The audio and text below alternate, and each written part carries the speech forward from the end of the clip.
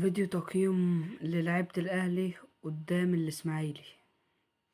الشناوي بقاله ماتشين، ماتش غزل المحلة وماتش الإسماعيلي اهو. ماتشين الشناوي روعة فيهم، هو ده الشناوي بتاع زمان، ياخد 8/10. معرفش ليه مبقتش أحبك، معرفش ليه تاخد 5/10. ومحمد هاني ده حبيبي على اسمي محمد هاني، تاخد 7/10. هو أنا قاعد بتفرج على الماتش، أنا مش عارف يا ربيعة أنت بتأدي حلو ولا لأ؟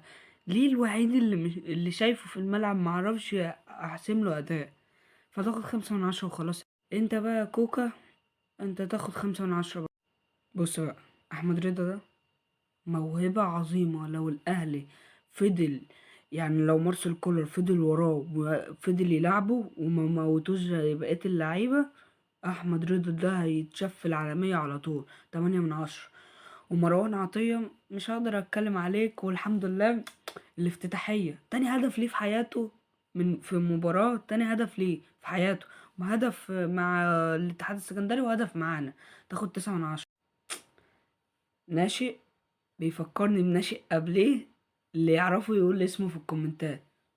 لاعب، يعني انت يا كولر بجد ده الحاجة الحسنة الوحيدة اللي انت عملتها، ان انت لعبت عبد الله ناشئ وبدأت تلعب ناشئين. فده لو هنشتغل على كده يبقى انت تمام كده يا كولر. ياخد 8/10. حسين الشحات أخيرا جبت جول يا شيخ، تاخد 7/10. السطور، السطور إمام عاشور، السطور 10/10.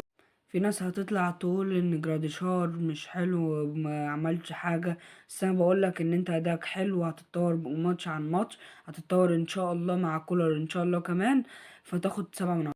الدبيس ما اقدرش احكم عليه، نزل ما شفتش منه حاجة. كريم نسبة 0/10، معرفش. 2/10 مجدي قفشة، ما اقدرش برضو احكم على محمد مجدي قفشة. اشرف داري هلا بالعو. حبيبي حبيبي رجع، حبيبي رجع.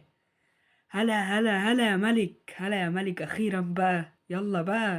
الله اكبر، الله اكبر عليك يا كولر، بدلت ال5 تبديلات.